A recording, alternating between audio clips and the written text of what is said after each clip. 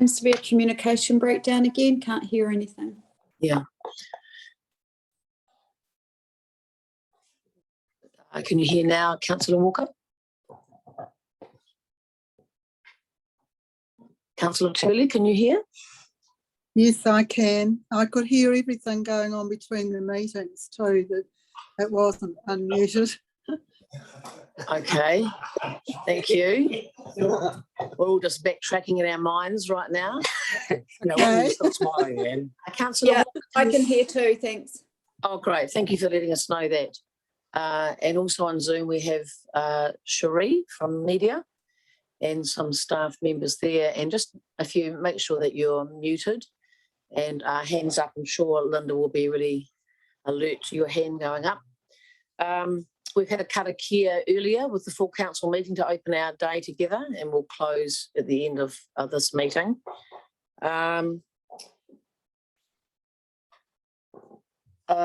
Apologies.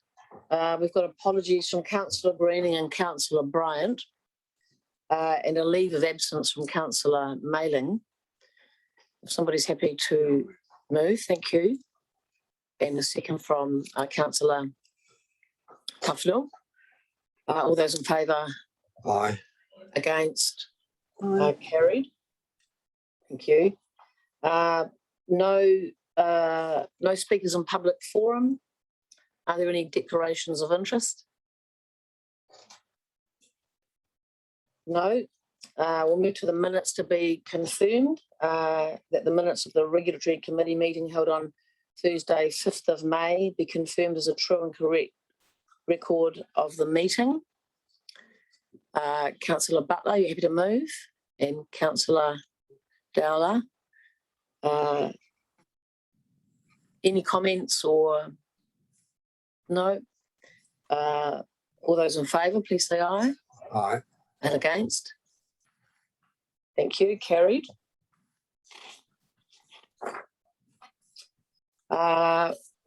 No presentations, and we'll go to our reports for today. So first is my chair's report. Are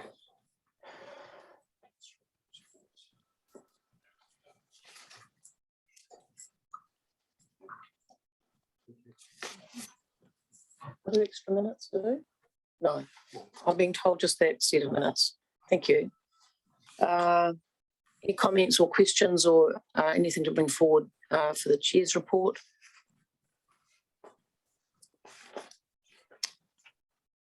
I'm happy to move my report if somebody is willing to second. Thank you, Councillor Butler. All those in favour say aye.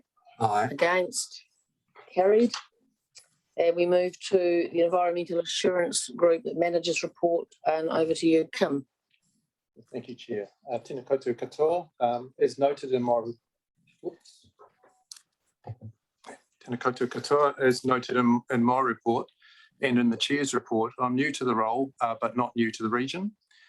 Today is my first one of these committee meetings, and I've also got the section managers that belong to the Environmental Assurance Group in attendance today. I'm sure you know them, but it's, I guess, our opportunity to present ourselves as a unified team. The report covers, my report covers a range of regulatory matters, and I would take that as read. But I do have a few follow-up items from previous meetings that I'd just like to cover off to bring up to speed the discussions that this committee has had. And the first of those relates to the December 2nd meeting in 2021 regarding a discussion on water metering in the Waimea Water Management Zone. And the question that was left was why, whether there was a case for introducing or requiring telemetry rather than water metering. And staff have looked at that as to whether it's the merits of tracking there. Obviously, telemetry is appealing in the sense that it's real-time data. And as we progress forward, the idea of having real-time data, both for a regulatory context, but also from the user's perspective, is quite appealing. However, it's going to take quite an investment in the information systems for that to be meaningful, and there will be issues around data ownership because it will be going above and beyond regulatory requirements. And at this point, the staff's suggestion is to status quo, with the weekly reporting being sufficient for our compliance purposes, but noting the future state is probably likely to move in that telemetry space. And I think that's probably a nationwide discussion. So that's the point that we wanted to table on that one. The second one was from the 5th of May regarding licenses for funeral directors in Tasman. And the question was, are we seeing growth in that area? Are we seeing any increase in services? And the answer to that from the period 1 October 21 to 30 March 22 is no, we haven't seen any new licenses.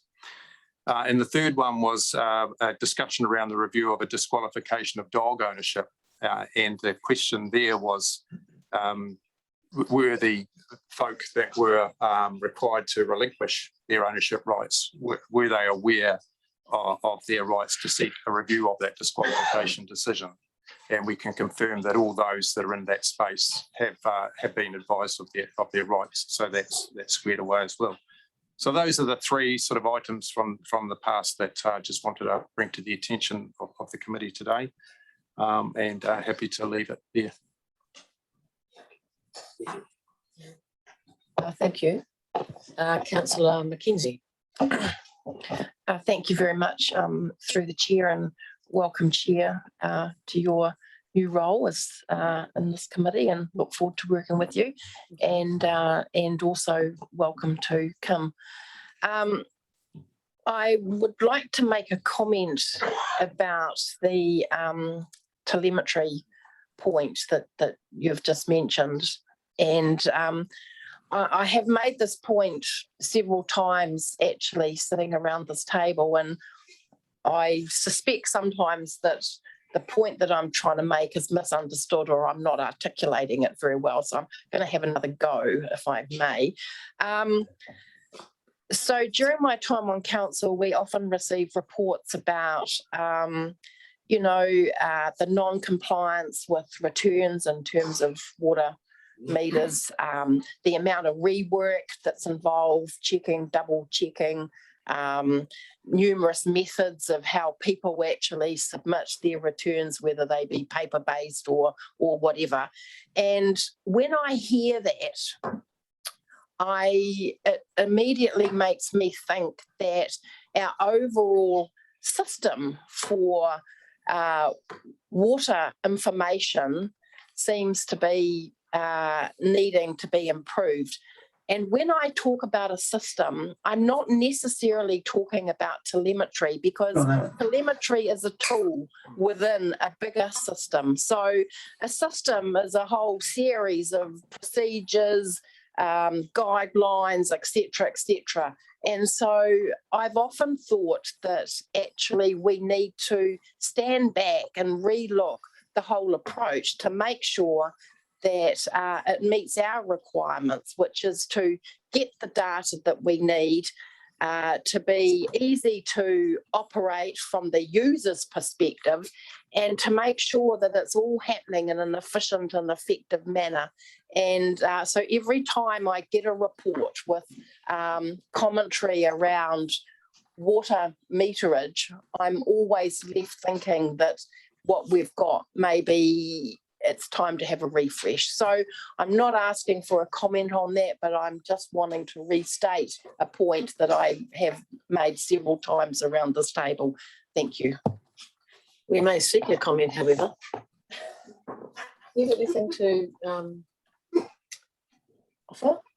Through you, Madam Chair, I think all those 3 points are entirely reasonable, and a system should be providing those things. It should be meeting compliance needs as a minimum, be value to the users that are actually using the resource, and it be efficient in the way it's provided. So certainly, in terms of my interest in this area, I share those views, and I will be, I guess it'd be one of the things. I mean, water management is one of the things going forward that we must be on top of. It's not going away. In fact, it's going to become more, I guess, demanding on councils that are managing that. So, my sense is that those points are entirely reasonable, and I'll be looking to see, whether we're falling short on any of those fronts. Nothing further to add, Councillor. Thank you, Councillor Tufnell. Yeah, thank you. I won't dwell on it, but my issue is exactly the same as Councillor Mackenzie, and I'd like to think that as we as we go forward, that this has stayed quite in front of our minds. I think it's, and I guess with the three waters and the changes that are going to take place there could be further direction and requirements at that time. Thank you. Thank you. Sort of strange just looking down the right-hand side of the room, isn't it? I'm looking at Zoom. Yes, Councillor Mackenzie. Sorry, thank you through the chair. Coming off our water system, I do just have another question in relation to your report, if I may. And in paragraph 4.5, we talk about MFE seeking to clarify the definition of a natural wetland. And is there any more information you can give me about that? I mean, I'm interested in understanding exactly what that means. So through you, Madam Chair, as I understand it, the work that MFE did around amending the various national directions has been sort of consulted on. I've now moved into the phase that there's an exposure draft. So it's actually is scripted now what they think ought to be put in place.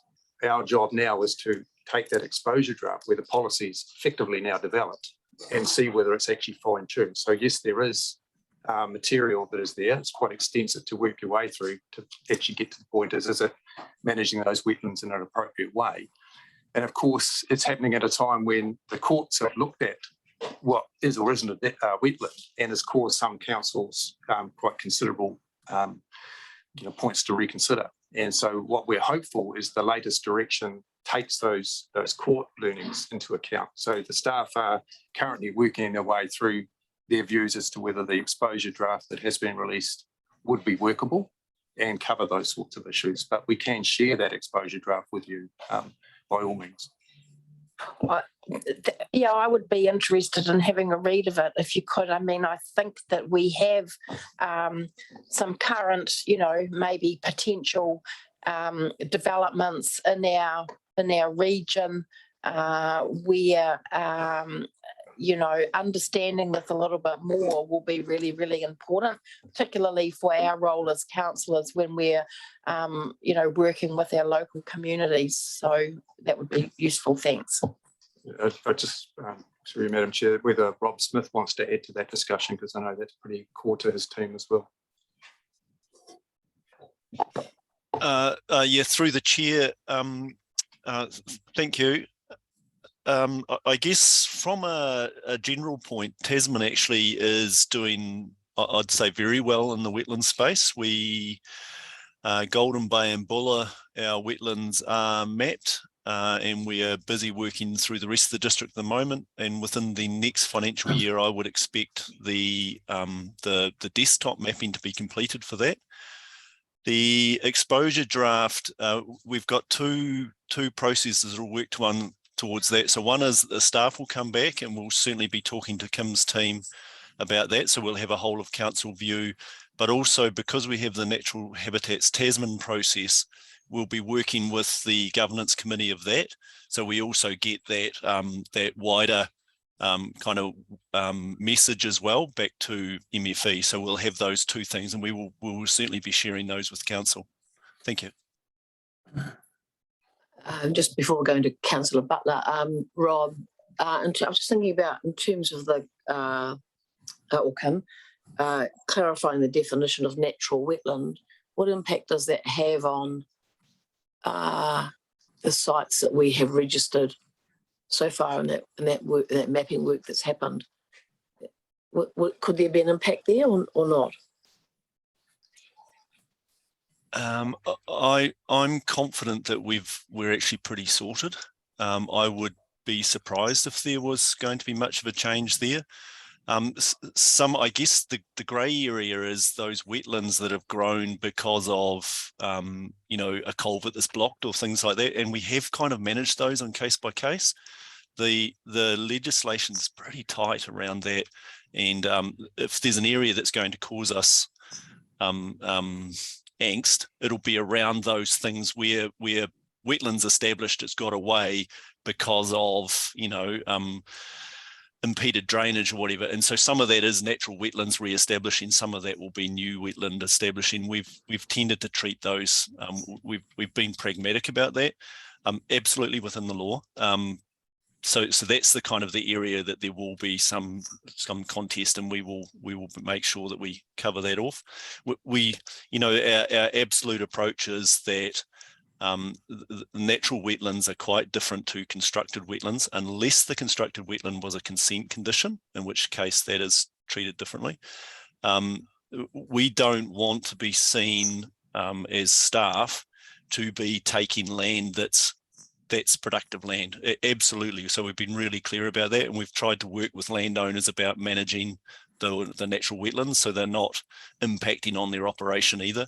So we have taken a pretty pragmatic view there, and I think as a council, you should feel that we're doing a good job, I hope, because nationally we're quite forward in the process of our mapping. So I'm really, this is one of the things that have worked really well for Tasman, is the wetland mapping.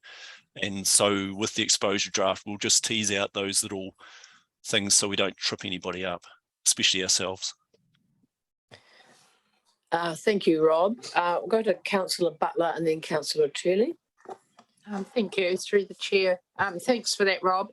I believe that there's going to be a large amount of wetlands fenced imminently on one of the Northwest Nelson farms over on the west coast. So that's really good news. But I think the point that I want to make is that funding for fencing materials, we do have a fund for that, and I think it's pretty stretched. I think the last report we had from Mirko Langford was that it was pretty much empty, but it will renew in this coming financial year. But I think the fencing, having materials available for fencing, is a crucial step. Yes, we are a long way ahead, and I think our staff have done amazing work. So it would be good to see that funding set aside, continue to be set aside, and enough of it for materials for fencing, because I know that is a worry for some farmers. Yeah, thank you. Thank you. Councillor Turley. Thank you. I just have a question. Engineering techniques are capable of modifying natural wetland for things like housing development and things. I'm thinking of one in particular in Mapua. But is this really what council should be doing in light of the importance of the wetlands for our environment? I'd just like to know what staff feel along those lines, because there's a lot of opposition amongst the community to have these wetlands altered in any way. Through the chair, if that's okay. So two things: the fencing, absolutely, and that is one thing I think the council should feel really proud about. This is it's been a 20-year program at least. That fencing, we have 110,000 a year goes towards fencing. I guess the issue there is we don't fence areas that are required to be fencing. So if you had a requirement to fence, then we don't help. The one thing we have found is everybody facing the same issue at the moment is the escalation of prices. We are able to do a lot less than we used to be able to for the same amount of money, but everyone's facing that, so I don't want to sound whiny. As far as wetlands go, a natural wetland will be treated, it has protection in itself. So any housing development will take that into account as part of a consent condition. There are opportunities, and one of the bizarre things that's been a really positive outcome of the development, particularly in the Muthuri Hills, is the protection we've been able to get for wetlands through that, because the wetlands are recognised already, so we're able to offer protection. And in some of those areas, and I think in the situation where Councillor Turley is talking about, there's an opportunity to actually enhance the wetland. which has a real positive. So I think the wetlands, the protection for wetlands is much greater now than it used to be in the past, but it is a key part of any consent. So any subdivision plan for that area would have to recognise a natural wetland. So yeah, I'm not concerned that it would get overridden. Okay, thank you. That's reassuring, Rob. Thank you. Thank you, Councillor Tully and Rob. Councillor Butler. Yeah, thanks. Just to follow up on that, Rob, so what you're saying is that because if farmers are required to fence their wetlands, then they have to pay for that themselves. Is that right? And then the fund for that, that they can apply to from TDC is actually for nice to have fencing of riparian strips and stuff like that. Would you be able to just sort of quickly explain how the two things are different?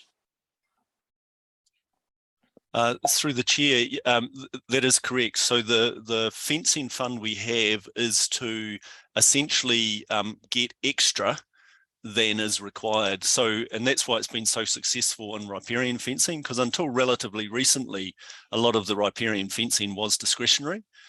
Now, where that discretion is, if a landowner was wanting to do more than a requirement, that's where we would certainly assist. So you'll see a lot of the fencing effort going now towards, I guess traditionally it's been a lot of dairy because they were, that was where our focus was. Working with the landowners to protect waterways. Now they're required to fence those, so a lot of the attention is focused on areas where we're trying to enhance that. So we're looking to enhance that positive. And I guess one of the huge positives about this scheme is there's a lot of trust. So we're providing the materials and we work with the landowner to put that fence up. But because we have, our landowners are capable people, they know what they're doing. So we essentially enable them to do a bit more. So that's why the fund has been so successful. We're not, overly bureaucratic with that, and we've achieved some really good successes. And as you drive around the district and you see a lot of that riparian fencing, a lot of that was on the back of this fencing fund, which has certainly been a huge boon to the district. And that's something that we would talk to you again in the next long-term plan. So we're saying we're fine at the moment, but we will look to the long-term plan for any changes or any direction from council. Yes, Kim. Yeah, if I could just add to that, what we're hearing here is that regulation is actually a spectrum. And if you want the sorts of outcomes, you need to use a variety of approaches. And I think the reliance that has traditionally been held on regulation being that aspirational level is outdated. And they effectively, what we're hearing is that regulatory requirements are coming in as bottom lines. And there's many ways to actually work with communities to move above those bottom lines and take out the whole angst about what is or isn't required, because you're actually working with communities that deliver things that they feel proud about, that the community wants, and it positions our rural landowners to be in a much better space across our communities, where they can then start to see the value that they're generating for the economy better valued by our community. So I think this is a really smart move that this council was invested in, taking people beyond regulation into that space where I guess you're getting far greater uptake with landowners. The key then becomes funding. And, what Rob is highlighting is that our ability in that space is limited.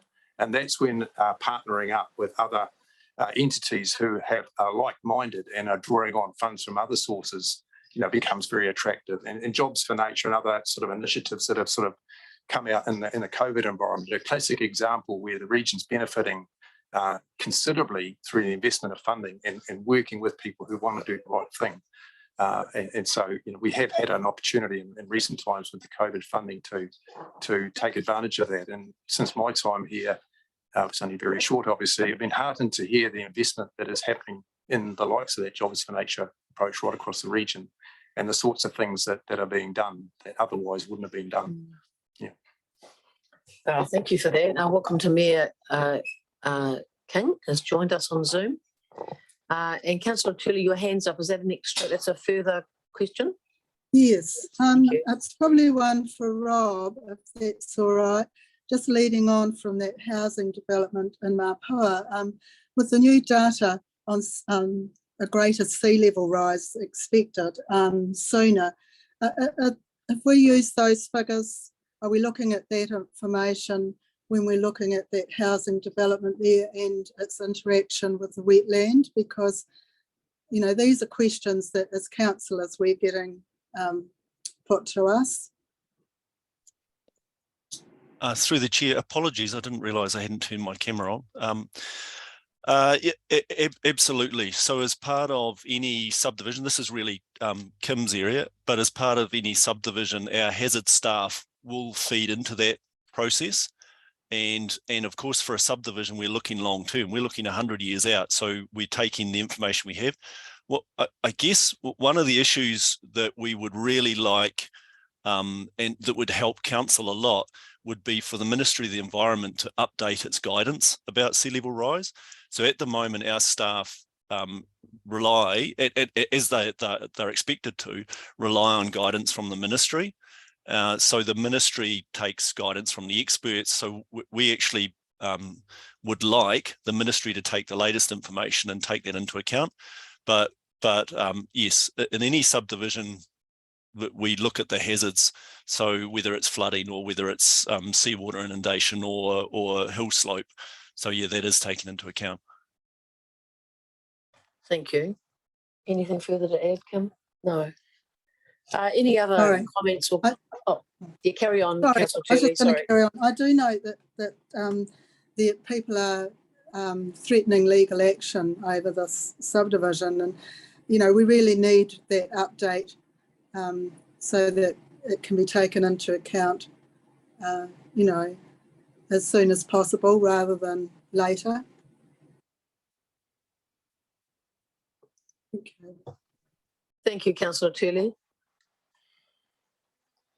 Any other comments, questions, observations? Councillor Dowler?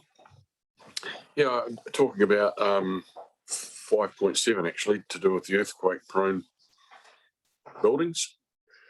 I see a comment, currently the Motueka assessments have been carried out with letters to be generated and sent. The Motueka assessment was inclusive of all buildings, not only priority buildings. Then it goes on down on essential transport and Murchison is complete, as are Brightwater priority buildings, Wakefield and Tapwera also. So I'm sort of taking out of that the priority buildings were done in Murch, Brightwater, Wakefield and Tapwera, or were they all buildings?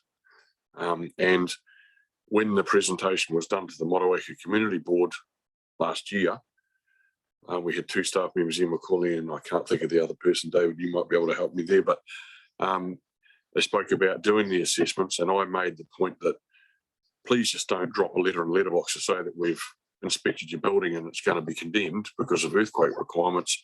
Please be proactive and go and knock on the door and say, hey, we're going to be assessing your building. And I sort of thought in the room we had an agreement that night, but I don't need an answer now, but I wouldn't mind an answer sometime just to say what was actually the process, what is the full process, why did we all buildings just not priority buildings? Because that night at the community board it was only priority buildings. So it's just gone a bit further than what we were explained at that time anyway. So just a little bit of updating on that would be great. Thank you. Yeah, thank you, Councillor Dowler. Can we follow up with that? Yeah. Yes. Just a quick follow-up on that, Kim. When is it likely that letters will go out to Motueka residents regarding that?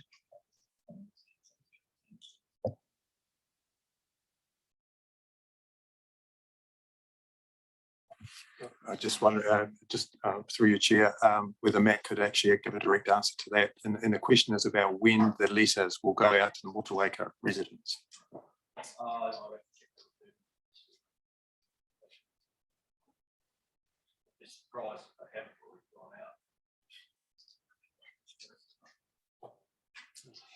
Right, thanks, Bevan. You. So there'll be follow-up response to that. Thank you.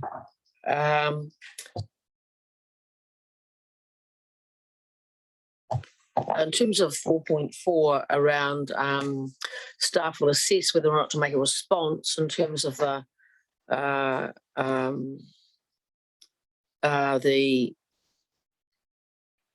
freshwater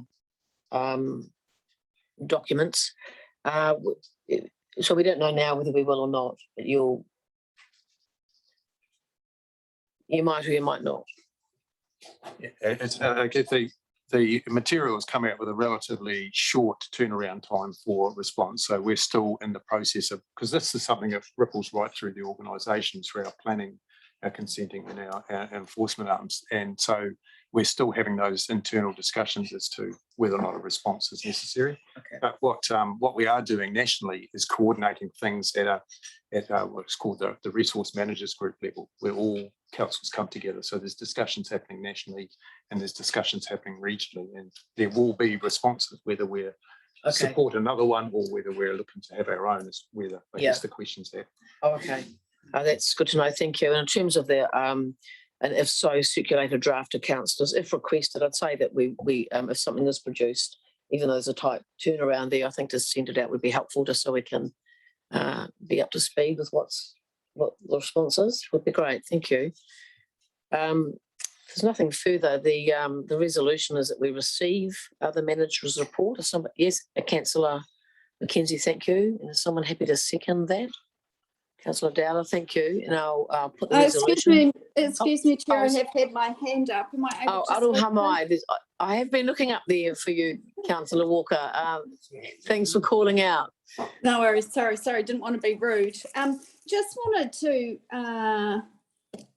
I guess for me, it's a point of clarification. So if we were to look at 7.1 on the report, where we name the said person, and then we go to 7.8, whereas there's some charges against a couple of companies, but they seem to have name suppression. So what's our ruling around who we disclose in our reports and who we don't? I'm just a little bit concerned that we feel it's okay in 7.1 to quote the gentleman's name, but then we move to companies and their name seems to be suppressed. Could I have a staff member explain that to me, please?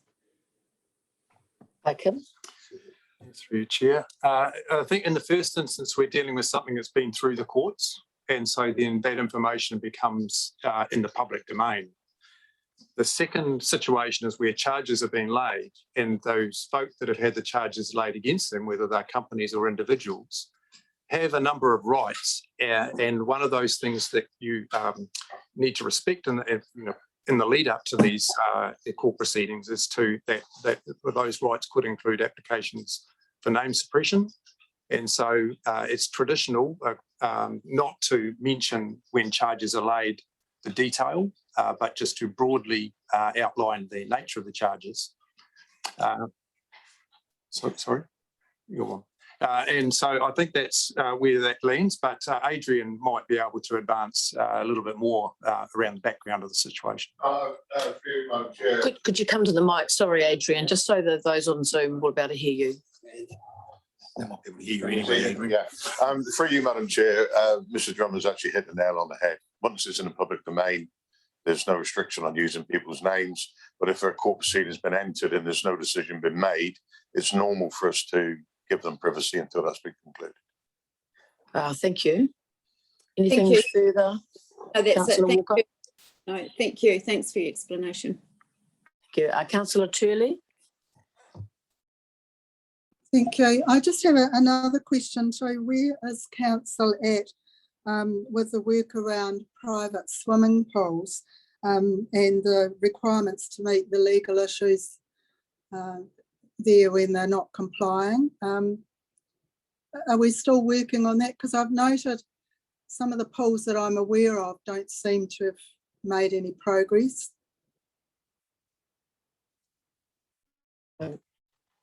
Could you respond, Kim, to that? I know that that is something that's coming up in the building report, and I just wonder whether that might be a better place to address that. I'll come to you then, Councillor Turley.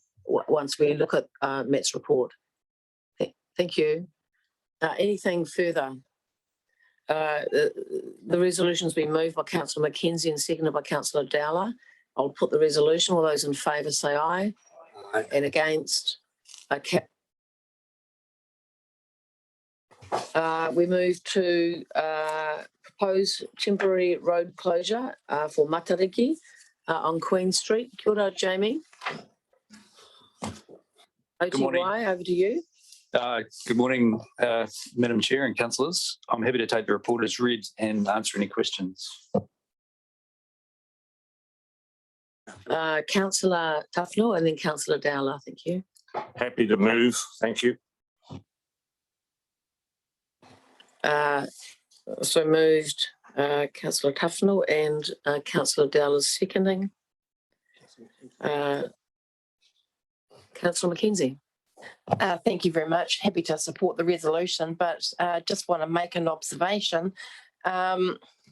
Man, what a lot of paperwork you have to do in order to do something simple like close a bit of the road for a Matariki event. I mean, honestly, I am flabbergasted by that. And don't know if you want to comment, Jamie, or not, but, you know, man, this just sucks up resources. If you'll excuse me, Madam Chair, that's why I was very brief in my motion. Thank you for that. Very thoughtful. Yeah. I will just point out to the councillors that the legislation is the legislation. So we follow Schedule 10 of the Local Government Act 1974. And yeah, holding an event in a public road is the one type of road closure that is unable to be delegated to staff according to legislation. It has to be a resolution of the council. Yeah, no details were left out of that, were they? Even photos of where the sign's going to go, not just that there'd be a sign. Anything further? Yes, Councillor Ogilvie. Just to comment on where Jamie's coming from, Madam Chair. That's a 1974 piece of legislation you referred to there, Jamie, which seems to be an awful long time ago.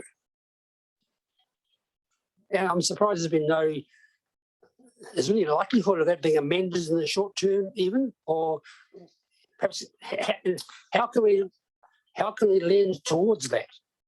There's the governor actually working on a regulatory package which updates a lot of relatively old legislation that applies to how roads are managed. And that's to take into account the fact that, you know, we want to be able to do different things with our road spaces and make temporary changes. And there's quite a push in New Zealand to reallocating road space to people who want to walk and cycle, for example, or hold events or just use the streets more productively than storing cars or moving cars. So this is on the Ministry of Transport's agenda. We don't have exact timeframes, but we've been taking part in webinars and giving feedback to the Ministry about this type of legislation. Thank you, Jamie. Richard? Just to answer your question, Councillor Ogilvie, it has been reviewed in 2002 when the Local Government Act was reviewed and was decided to transfer those sections of the 1974 Act through and not change them. So it's not that it hasn't been looked at since 74. It was actually reviewed in 2002. Thank you. Anything further? I'll put the resolution. All those in favour say aye. Against? Carried. Thank you, Jamie. We move to the draft stock control and droving bylaw. Claire and Dwayne, welcome. Kia ora. Morena. Through you, Madam Chair, and good morning, councillors. We're just looking to gain approval to take the draft bylaw out for public consultation. We did workshop this last week only with you, so There's not that much to add at this point, except I do want to bring up the fact that the Schedule 1 of the bylaw itself, which contains those visual images that I spoke to you about last week, it was not attached to the bylaw that was uploaded to the agenda. So that's been circulated to you now for you to have a look at. You've seen that material already, though. But that's now been added to the resolution that you would be receiving the bylaw and this table document as well. I'm happy to take any questions. Yeah, thank you. Any questions or comments?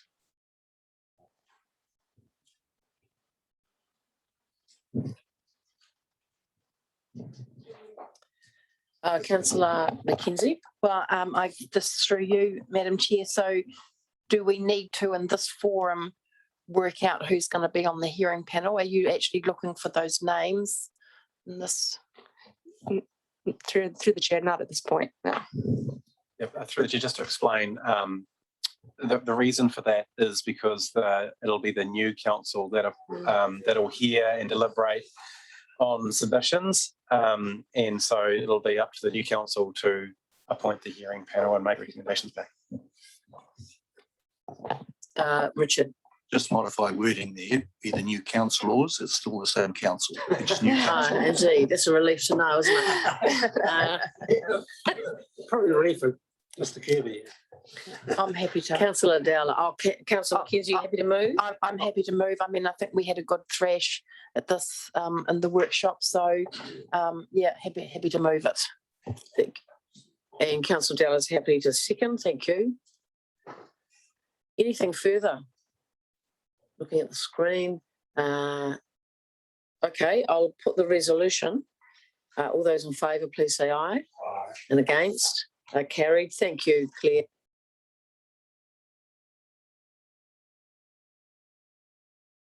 Matt,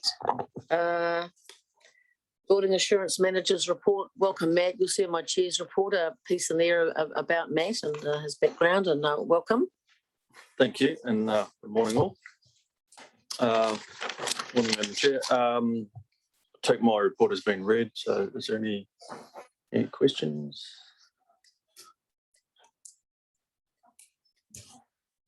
I think there was one earlier about the pool. Yeah. Oh, yes. Councillor Tully, your question about the pool process.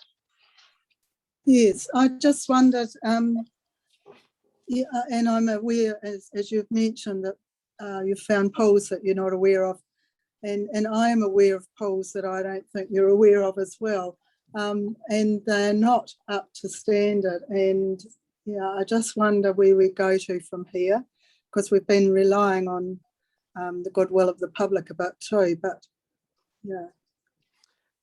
Well, I guess in that situation, we would need what would need to be made aware of them through like a service request, and within that report we have identified more pools. So whether they have come in under that or not, I'm unsure yet. We have to work through all of those. So yeah, the only way we can find out is by people telling us. Okay. Yeah, we don't have the staff to go out looking for them. You can't do it by Google. Because they do show up quite often. Yeah, we have done that in the past, and we have done some of those recently where we have. I think that's how we identified some of the pools, is we've found one in one location and spotted some more in other locations. So, I mean, that's where I've picked up on them from. Yeah, and. Yeah, it's just a concern because, you know, there are regulations around it and we should be ensuring that the public are aware of those. Yeah, no, we don't have the resource to do that, but we are working towards getting all those pools sorted. But we have identified it's around 1,000 more pools, so we must have picked up. Hopefully, some of those ones that you've picked up. So there's quite a few. Okay, and how long do we give them to fix them? You know, if they're Yeah, well, that varies on the risk of them. Some are like, if you've got one with no barriers in place, we'd give them like 5 days to put a temporary barrier around. Others would give them a month. Then we'd follow them up with a notice to fix and look at infringements from there. Okay, thank you. Okay. Thank you, Councillor Tully and Matt. Councillor Tufnell, then Councillor Walker. Yeah, thank you, Madam Chair. I want to congratulate the team actually on the building consent processed in time at 98%. And I mean, we know there's been a real issue with getting staff at different times and the amount of work that's going through. So I'd just like to say, thanks, guys. You've done well. Thank you. Thank you. Councillor Walker. Yeah, thank you, through you, Madam Chair. Do we use drones and things with these swimming pools nowadays? No. I'm not sure. I don't know. I don't know a lot about drones. I don't know if it's a good idea or not. Well, I just thought we'd had some conversation around this table some time ago about some technology that was being used, and there was a question at the time about people's privacy and rights. Just wonder where that conversation went to, really. That may have been when Sharon was manager. I know I had a conversation with her years ago about drones, but for the inspectors, and I wasn't sure if my inspectors would be good at flying one of those. So yeah, it never went any further than that. Okay, and the other thing is so Councillor Tully's saying that there's some pools out there that she's mindful of. How do the staff have the right just to turn up to those houses, or do we have to go through due process of making contact? So how is this approached? They will be. We won't just turn up. We do go through. We can just turn up, but we choose not to. Our process is to notify them that we will come and do an inspection, whether it's via a phone call or a email or a letter, depending on how urgent it is. Generally, they are quite urgent, but we wouldn't just turn up. So is the urgency, sorry, if I may, through the chair, is the urgency based on the risk factor, or how do you prioritise it? It would be on the risk factor. If someone rang up and said, there's a pool here, there's no barrier whatsoever, or it's out in the front yard, that sort of thing, we'd get someone down there as soon as we can, possibly the next day, depending on resource. Would get a bit of information from the complainant or from the service request. All right, thank you. Thank you, Councillor Walker. Thank you, Matt. Good to know that we're giving notice and approaching people, choosing that. And I can imagine the dodgy business of having a TDC drone hovering over people's sections and what response there might be. Richard or Leonie. Through you, Chair. Yes, there's an issue with privacy for drones. You can't just go and hover over people's properties. It's actually, we can't legally do that. In terms of if there is a pool that you know of that you don't believe is compliant, you can always put through a complaint through our service request system, which will be the best way because it will go through to the team and then they'll be able to prioritise it, and then they can arrange a visit. And it may well be that pool is compliant. And we have already visited it, but that would be a better process than just, sort of sending emails and so forth, because then we can track it through our systems. Yeah, I don't imagine a drone would last long, would it? Hover, Oh, I think they'll be shot down. There's a few shotguns in the region, isn't there? Yeah. Richard. Perhaps the comment about drones. We do use drones up the rivers, and we do let the landowners know, and that's specifically to calculate gravels and the like. So as far as the use of drones, we only use them basically over public land and in the rivers cases to assess gravels and erosion and those sort of things. Good to know. It's great that we're discerning and around where they're used, and we're clear around issues around privacy and the legality, I guess, of where we can and can't. Councillor Dowler and then Councillor McKenzie, thank you. Yeah, I'm just popping into number 7.2. we've seen an increase in the consent application for multiple dwellings. Yeah. Yeah, and this has decreased the number of dwelling consents. We'll still be recording the new dwellings, I presume, so that at the end of the year, the council will be told how many dwellings have been constructed. Or does that make it all different now if they're not being counted as 3 instead of 1? Question. Well, I guess it would make sense to count those as separate dwellings. So yeah, I guess our figures are just coming from consents, but we could look at reporting on those so you get an accurate figure of dwellings. Yeah, because that makes sense. So we could report on that for next time. Thank you, Councillor Mackenzie. Thank you through the chair. Just with respect to swimming pools, I mean, we have had some uncomfortable discussions around this table before because, we were perhaps not as on top of swimming pools as we should be. And so I think it's great to see the progress that's being made. And I just want to make a comment around the statistical summary. I'm always looking at data to try to understand what the bigger picture is, and I'm not sure if you can discern a trend from 3 years of data, but if I was to do that, it would kind of make me think that the year to May 2021 might be peak building consents year. And I'm just wondering, if the staff have got any comments on that.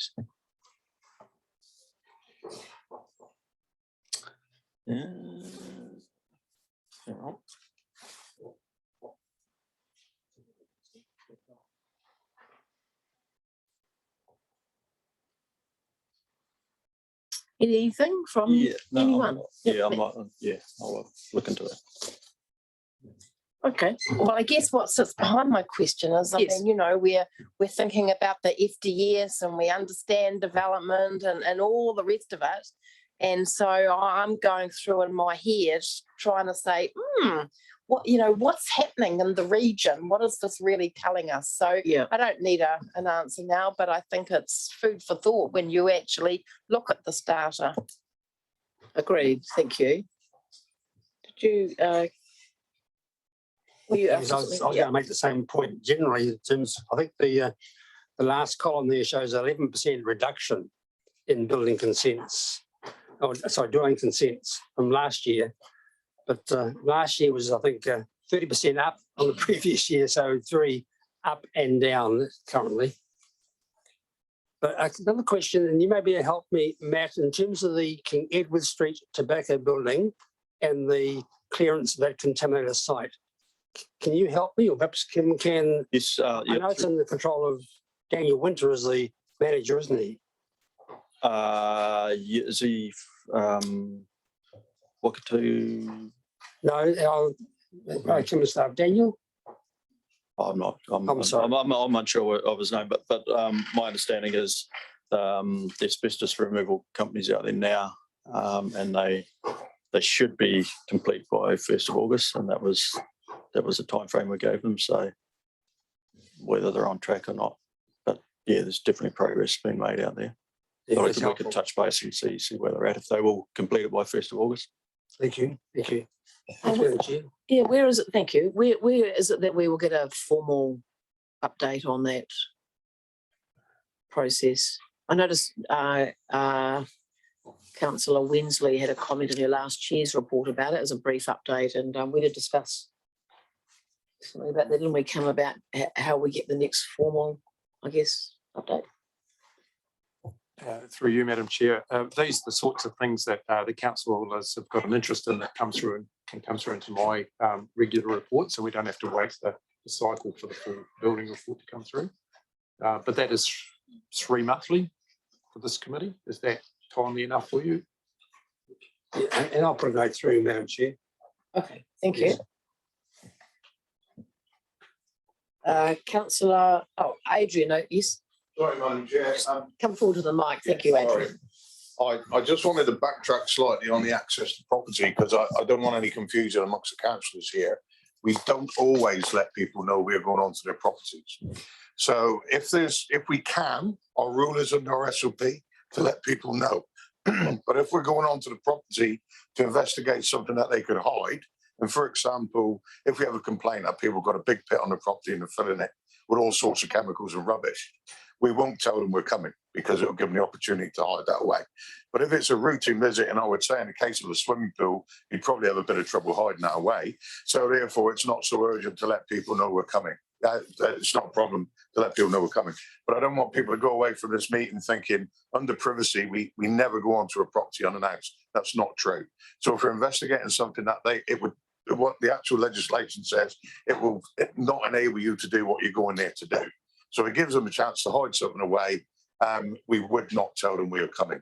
So I just wanted that to be clear, so we didn't get pulled up at a later date because we didn't tell people we're going to the property. Thank you for that. And nice just to hear that phrase in the legislation. That makes a lot of sense, doesn't it? Sure. Thank you. Councillor Walker.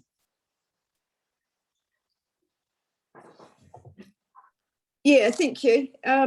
This isn't on the agenda, but I've had a member from community approach me and also Councillor Ogilvie, and I don't know if this is the right team around to answer, and if not, can someone come back to me, please? Do we use the Khaleesi virus, and has it recently been utilised in the Motueka area? Okay. It's obviously to eradicate rabbits. Yes. I'm seeing some heads down the back, staff shaking no. For you, Madam Chair, the RCV virus was used a couple of years ago across the district, and I think our security team may have assisted in that, but I'm not entirely sure. But that would impart as a government programme to regulate the rabbit population. But it's not a council-driven thing. But I'm not entirely sure, but I think we might have assisted them, but I don't believe it was a council-driven thing. That was a couple of years ago. Thank you. Okay, so the recent death of rabbits around the Motueka Cemetery has got nothing to do with us doing anything with the Khaleesi virus? Yeah, I think it's through you, Madam Chair. It certainly wouldn't have anything to do with the council releasing Khaleesi virus, but it may have something to do with the cyclical pattern of when Khaleesi virus is actually active in rabbits and kills them. And that isn't so it's in the natural system and it cycles through. And so at certain times of year they are more vulnerable than others. So you certainly can't rule out now that Khaleesi virus, once it was released into the country the way it was, which was not properly authorised, it is now very unpredictable as to when it's having its effects and where it's having its effects. Thank you. Thank you. Anything further here? Just to thank you for your report, Matt. There's some good news in there, isn't there? There is, and we've also got continuation of our accreditation, which was announced just after I wrote this. So yeah, so we're all good. Yeah, great. That's really good news. It's really good news. And I see here that MB are now satisfied with the work completed on swimming pool audits. We've got successful completion of the Reg 18 diploma with the 6 technical staff and 2 recognised in the top 5 throughout New Zealand. Yeah, it's great to have these things included so that we see that we're going well. And in terms of the percentages around students delivery, timeframes, fantastic. And I think I went to a presentation the other night in Mohu and Golden Bay from as did Councillor Butler, to the co-housing project over there. And they've got diggers underway today, beginning their first 30 of 100 houses there. And along with the affordable housing project, is that Chris Bennett's, that's what it's called, isn't it? The affordable housing, yes. That we're working with. So the idea, so both those groups are really keen to pass on the design and consenting stuff that they pull together in a package and give it away to other groups better further their projects around the country too. So which I think is generous and really helpful. So and the multi-proof consenting approval, that's really helpful to them. And so that's, I just think it's good that there's that we're up for that. And I see the note there about Te Awhina Marae perhaps doing that too.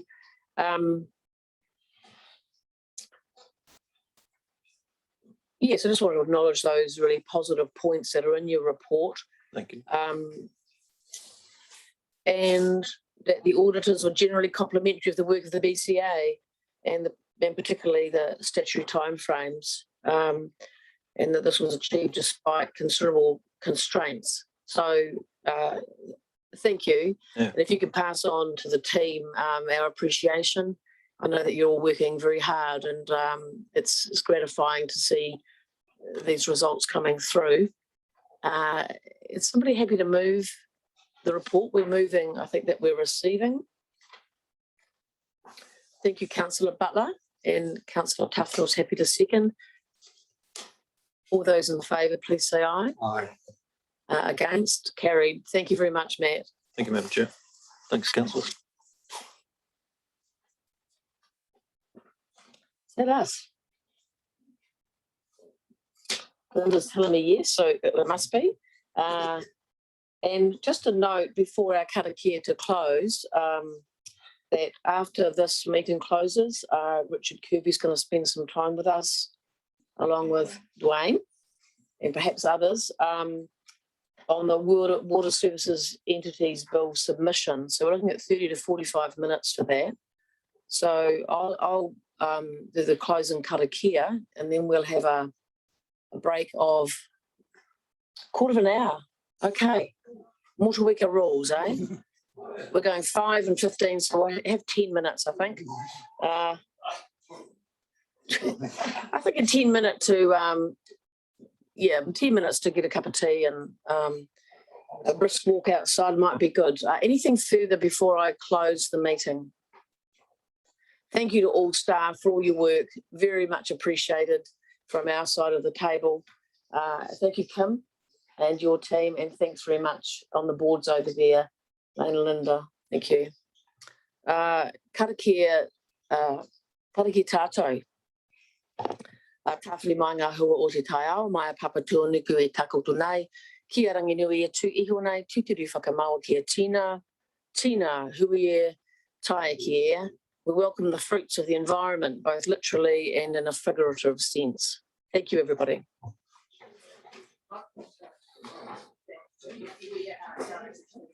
So